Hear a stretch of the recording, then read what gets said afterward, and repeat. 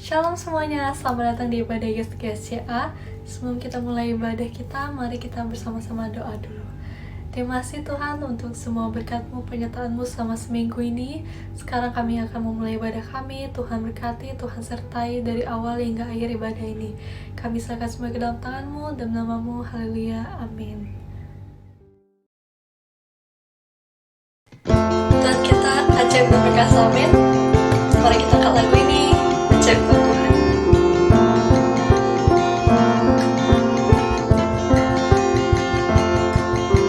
Tak terbayang kebesaran-Mu dan tak terbanding kekuatan-Mu Tuhan.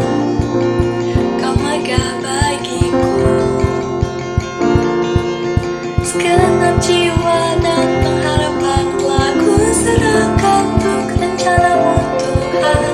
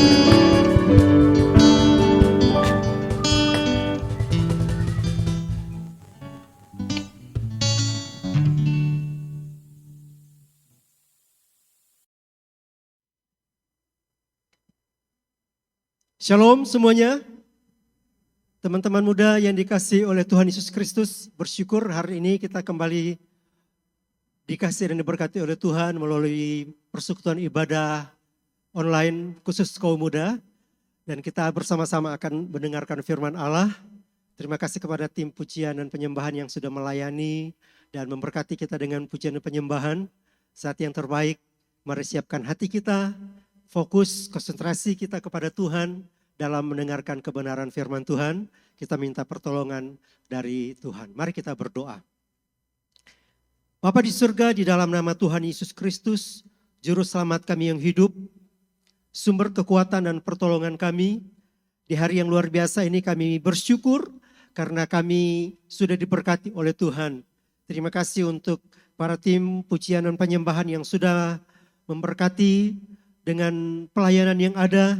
Dan saat ini Tuhan, kami mau mendengarkan kebenaran firman-Mu.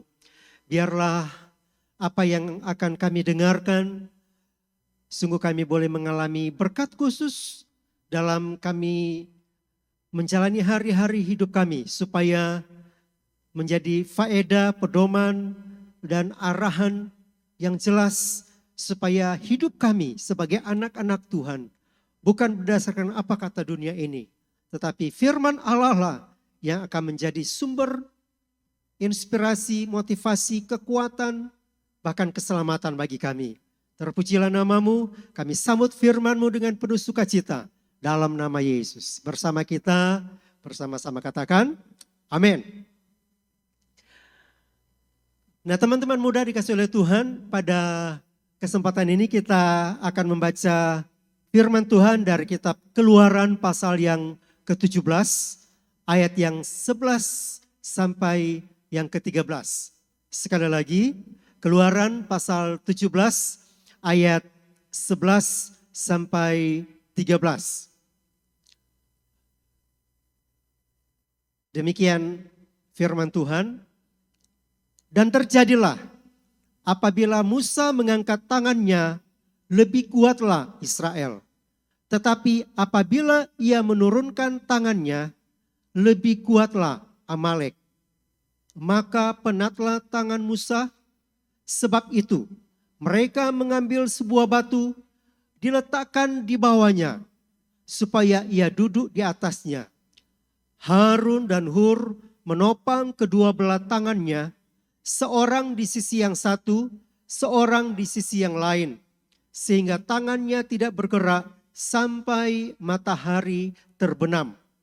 Demikianlah Yosua mengalahkan Amalek dan rakyatnya dengan mata pedang.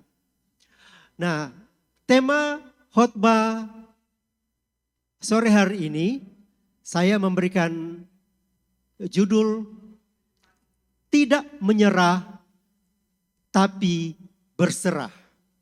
Sekali lagi, tidak menyerah tapi berserah. Nah, kisah ini yang kita sudah baca bersama-sama, ini menarik. Yaitu satu kisah kemenangan orang Israel dalam peperangan melawan bangsa Amalek. Yang notabene-nya ternyata ini peperangan pertama kali yang dilakukan, yang terjadi atas bangsa Israel saat mereka keluar dari tanah Mesir. Nah, kalau bilang pertama kalinya, itu mereka belum ada satu persiapan yang matang. Mereka belum memiliki satu strategi yang sudah itu yang terbaik. Tetapi mereka ternyata diperhadapkan dengan satu kondisi mereka harus tidak ada pilihan yang lain selain mereka harus hadapi bangsa Amalek ini. Dan tentunya ini merupakan tantangan yang tidak begitu gampang. Ini sangat luar biasa. Karena bisa saja bangsa Amalek mereka sudah memiliki strategi, satu persiapan bagaimana ketika mereka akan mengadakan peperangan atau perlawanan. Karena apa? Mereka sudah terbiasa untuk menghadapi bangsa-bangsa lain, untuk mengadakan peperangan. Dan tentunya setiap pertempuran, setiap peperangan, setiap perlawanan, siapapun dia menginginkan bahwa mereka pasti akan mengalami kemenangan. Nah, berbeda dengan bangsa Israel. Berbeda dengan bangsa Israel. Nah, memang saya cuma baca di 3 ayat ini. Nanti teman-teman kisah yang menarik ini, karena memang cuma terdapat dalam kitab Keluaran. Itu pun tidak banyak ayatnya. Bisa baca dan bisa renungkan kembali bagaimana kisah perjalanan mereka melawan bangsa Amalek. Dan ternyata di situasi-situasi tertentu, karena mereka adalah umat pilihan Allah. Dan rancangan Allah yang tak pernah gagal atas kehidupan bangsa Israel. Sekalipun mereka belum memiliki satu persiapan. Sekalipun itu baru pertama kalinya, belum ada pengalaman. Tetapi Allah yang mereka sembah, di dalam kepemimpinan Musa, mereka meyakini bahwa Musa yang memimpin mereka adalah hamba Tuhan yang telah ditetapkan Tuhan untuk membawa mereka mengalami kemenangan. Dan itu akan pasti terjadi. Dan karena memang dalam catatan Alkitab, dalam sejarahnya, mereka mengalami kemenangan yang luar biasa. Yang itu, yang saya katakan tadi itu unik. Bahwa mereka mengalami kemenangan bukan karena pengalaman mereka. Dan bukan karena strategi mereka yang luar biasa. Yang kita sudah baca bersama-sama tadi langsung pada poinnya. Dan terjadilah. Apabila Musa mengangkat tangannya, lebih kuatlah Israel. Tetapi apabila ia menurunkan tangannya, lebih kuatlah Amalek. Kalau mungkin secara manusia dan mungkin ada sebagian dari bangsa Israel atau rakyat, atau kalau dalam sebuah organisasi misalnya gereja, mungkin sebagian jemaat yang langsung berpikir, oh, udahlah, jangan kita hadapi mereka. Makanya tema saya tidak menyerah, tapi berserah. Mungkin mereka sebelum berangkat, mungkin mereka sebelum mengadakan peperangan, mengadakan perlawanan sudah menyerah lebih dulu. Artinya sudah angkat bendera duluan. Sudah kalah. Tetapi lihat, ini yang menarik. Apa yang membuat mereka mengalami kemenangan? Dalam hal ini bangsa Israel dalam kepemimpinan Musa mengalami kemenangan. Ternyata yang saya hanya ikuti pada konteks ini, ada 2 perkara besar, ada 2 hal penting yang membuat mereka mengalami kemenangan terhadap pertempuran melawan bangsa Israel. Pada poinnya yang pertama itu pada penyerahan Musa. Karena dikatakan sini ketika Musa mengangkat tangan, artinya tangan Musa yang terangkat dan itu selama dia terangkat dan tidak bergerak, itu menunjukkan kepada apa? Kepada kepasrahan total kepada Allah untuk keselamatan bangsa Israel. Coba bayangkan, Musa bukan berarti mereka naik ke bukit dan mereka hanya menonton dan hanya melihat. Tetapi mereka, khususnya Musa sebagai pemimpin yang baik, dia bertanggung jawab terhadap orang-orang yang dipimpinnya. Dalam hal ini bangsa Israel. Nah, teman-teman mudah lihat ketika Musa mengangkat tangan. Mereka mengalami kemenangan pada poin yang penting banget ini. Yaitu ketika Musa tidak menyerah. Dia tidak komplain kepada Tuhan. Tuhan, kami belum punya pengalaman. Kami tidak punya perlengkapan perang yang seperti bangsa Amalek. Kami tidak tahu strategi. Tapi Musa tahu kepada siapa dia percaya. Musa tahu Tuhan yang memilihnya, Tuhan yang mengangkatnya sebagai pemimpin, Tuhan juga yang mengutusnya, berarti Tuhan juga yang bertanggung jawab terhadap bangsa Israel dalam kepemimpinan Musa. Teman-teman muda dikasih oleh Tuhan. Ini tidak berbeda secara dalam aplikasi untuk kita saat-saat ini dalam perjalanan kehidupan kita, apalagi kita yang masih muda.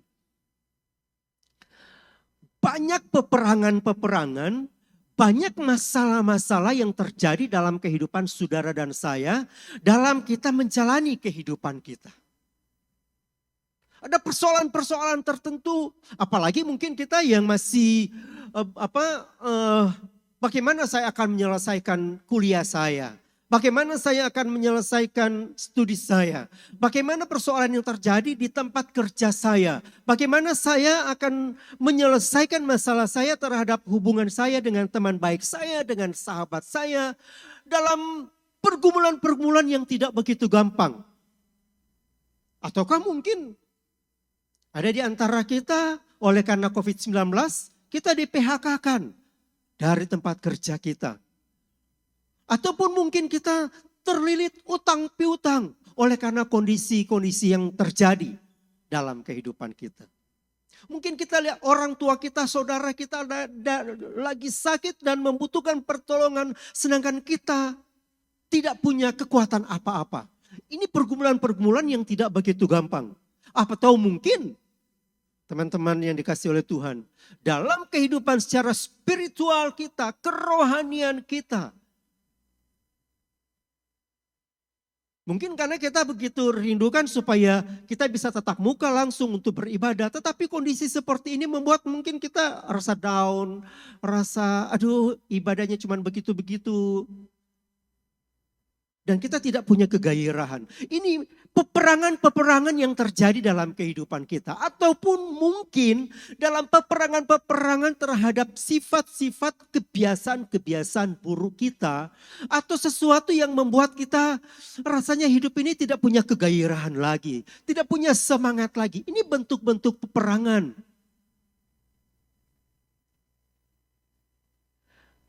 Meneladani, belajar dari kehidupan Bapak rohani kita, Musa. Dia pergi, dia tahu ini peperangan melawan bangsa Israel ini tidak main-main. Bisa menghancurkan bangsa Israel.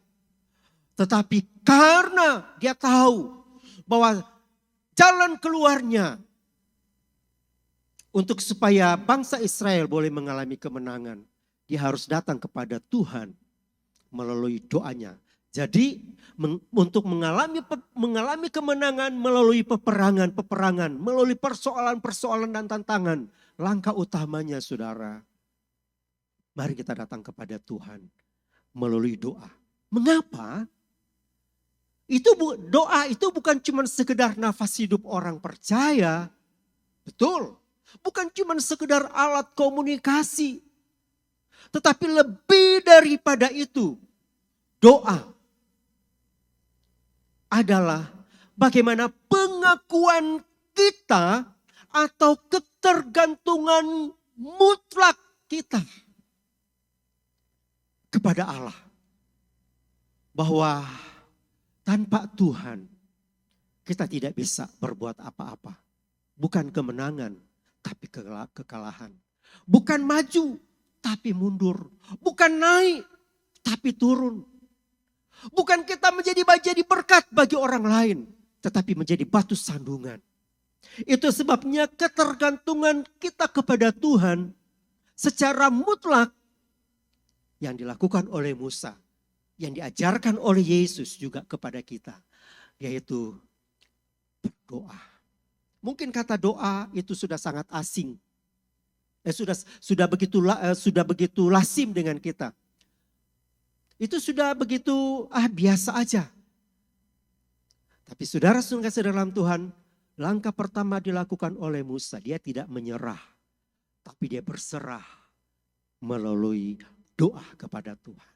Bersama saya katakan berserah. Saya tidak pandai berdoa. Saudara, Tuhan tidak membutuhkan waktu yang panjang, kata-kata indah untuk berdoa. Air matamu pun itu menjadi Tuhan mengerti bahasa air matamu. Mungkin engkau lagi dalam pergumulan yang sangat berat hari-hari ini. Ketika Musa mengangkat tangan, kuatlah bangsa Israel. Artinya apa, teman-teman muda? Dia tahu bahwa manusianya itu terbatas. Tetapi Tuhan yang disembah, Tuhan yang tidak terbatas. Doa Musa di sini adalah satu dorongan untuk kita semua sebagai anak-anak Tuhan. Agar kita tidak juga merasa sombong dan merasa karena ketekunan doa kita menyebabkan kemenangan. Tetapi yang dimaksudkan di sini adalah biar ketika kita memakai strategi melalui doa, bukan membawa kita kepada satu kesombongan. Tetapi kita tahu bahwa melalui doa ada Tuhan yang akan bekerja. Dan Alkitab mencatat ketika Musa mengangkat tangan, bangsa Israel mengalami kemenangan. Kalau Musa berarti sebaliknya, waktu Musa turun tangan, artinya kalau dia menyerah. Kalau kita menyerah pada keadaan, kalau kita menyerah kepada masalah, kalau kita menyerah pada situasi yang terjadi. Mungkin teman-teman pernah mengalami hal-hal tertentu, masa-masa tertentu, pengalaman-pengalaman iman, pengalaman-pengalaman rohani pada waktu-waktu yang lalu. Mungkin waktu saudara dalam studi, saudara dalam menyusun skripsi, dalam menyusun makalah yang diberikan oleh dosen atau guru saudara. Atau mungkin di tempat pekerjaan. Dalam masa-masa sulit ketika saudara mulai menyerah dan mulai berserah kepada Tuhan melalui doa. Tuhan turun tangan. Kalau dulu Tuhan bisa bantu. Kalau dulu Tuhan kasih jalan keluar, saat ini juga Tuhan pasti berikan jalan keluar. Katakan amin. Kuatkan hatimu, lihat kepada janji-janji Allah. Karena kalau kita mulai menyerah, sama seperti Musa ketika kalau dia turun tangan, kalau kita sudah mulai mengandalkan, kalau kita mulai mengandalkan koneksi kita, mengandalkan orang, mengandalkan manusia, mengandalkan keuangan, mengandalkan apapun di luar daripada Tuhan, maka kita akan mengalami kekalahan. Saudara pasti merindukan untuk mengalami kemenangan. Amin. Karena itu berserah, tidak menyerah. Yang kedua, ini yang terakhir. Ayat 12, maka penatlah tangan Musa, sebab itu mereka, siapakah mereka? Harun dan Hur. Mengambil sebuah batu, diletakkan di bawah tangannya, supaya ia duduk di atasnya. Harun dan Hur menopang kedua belah tangannya, tangan Musa, seorang di sisi yang satu, seorang di sisi yang lain, sehingga tangannya tidak bergerak sampai matahari terbenam. Yang kedua, kita realistis, kita harus sadar dalam hukum sosiologi, kita adalah makhluk sosial. Terkhusus kita anak-anak Tuhan, ada teman-teman seiman kita. Itu perlunya. Yang kedua, yang pertama tadi tentang doa. Yang kedua, kita membutuhkan topangan orang lain. Jangan merasa kita hebat. Jangan merasa kita kuat. Jangan kita merasa bahwa kita perkasa, kita sanggup. Walaupun tanpa orang lain. Lihat, Musa orang diutus Tuhan. Musa pemimpin yang dipilih oleh Tuhan. Tapi dia waktu Musa dan waktu Harun dan Hur mulai menopang dia tidak bilang begini, udahlah janganlah, aku bisa sendiri. Dalam menghadapi peperangan hidup, persoalan-persoalan hidup, jangan hadapi engkau sendiri. Ada Tuhan dan ada orang-orang di sekitar kita. Jangan kita merasa lebih rohani dan kita tidak membutuhkan orang-orang lain. Ini prinsip firman Tuhan. Maka Harun dan Hur menopang. Artinya mendukung, melindungi, menjaga. Kalau ada saudara-saudara kita pun yang mungkin karena kelemahannya kita tahu dia jatuh dalam dosa. Jangan kita mendorong dia lagi sampai dia semakin terjatuh melalui menghakimi, mulai mengejek dia, menilai dia, dan seterusnya. Tetapi menopang pada hal-hal yang benar untuk membuat dia bisa kuat. Karena Daud pun dalam Mazmur 133 di sana dikatakan sungguh alangkah baik dan indahnya bila saudara-saudara duduk dengan rukun. Artinya ada orang-orang lain yang akan menopang kita. Karena itu mungkin ada senior-senior, ada mentor-mentor rohani, ada bapak-bapak rohani kita, ada teman-teman sahabat kita yang boleh mungkin kita bisa share tentang pergumulan kita. Bahwa dalam doa mungkin ada kata-kata yang sederhana yang disampaikan dan seterusnya. Dan saya percaya di dalam peperangan-peperangan yang kita hadapi, kemenangan Tuhan pasti berikan dalam kehidupan kita. Karena apa? Demikianlah Yosua mengalahkan Amalek dan rakyatnya dengan mata pedang. Artinya di sini jangan lupa bahwa dalam doa ada cara Tuhan yang akan bekerja. Jangan lupa pentingnya kesehatian untuk berdoa. Pada kesimpulannya saya mau katakan, melalui peristiwa kemenangan bangsa Israel terhadap Amalek ini,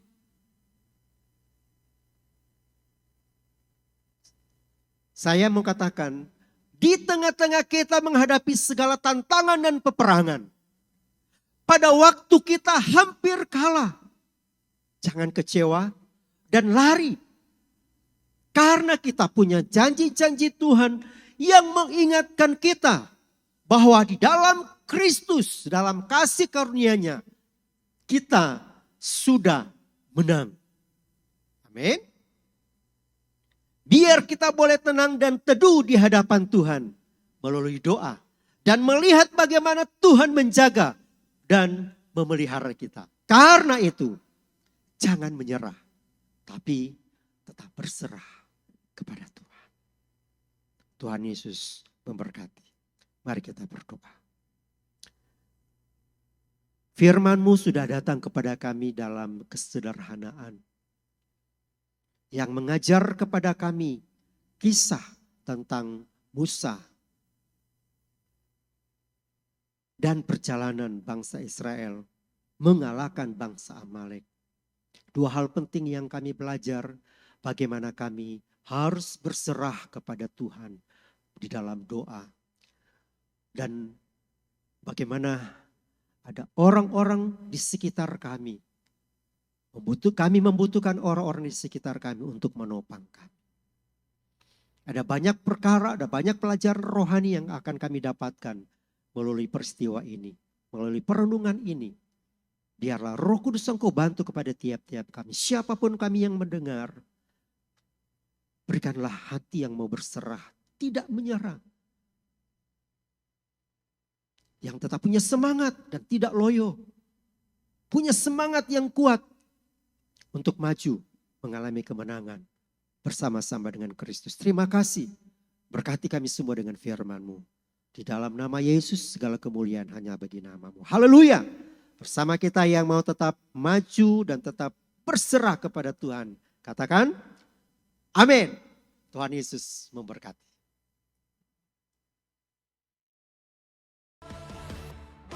Terima kasih buat teman-teman yang sudah mengikuti ibadah kali ini. Semoga kalian terberkati dengan ibadah kali ini. Sampai jumpa di ibadah selanjutnya.